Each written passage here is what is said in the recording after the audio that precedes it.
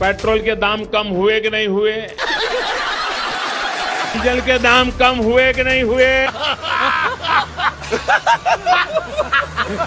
आपके जेब में थोड़ा बहुत पैसा बचने लगा कि नहीं बचने लगा?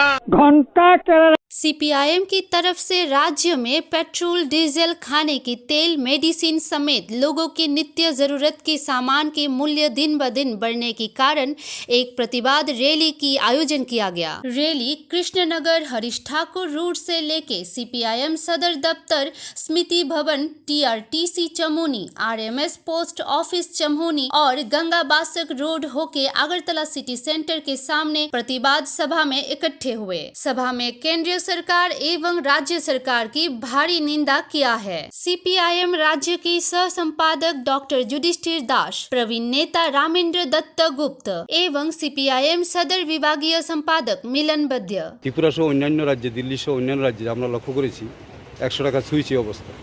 এর বিরুদ্ধে আমরা সিপিআই সদর বিভাগ তীব্র প্রতিবাদ করছি এবং আমরা আরও লক্ষ্য করেছি আমাদের এখন গ্যাস মানে জ্বালানির যে চাহিদা, গ্যাস কিনতে আমাদের অসুবিধা হচ্ছে।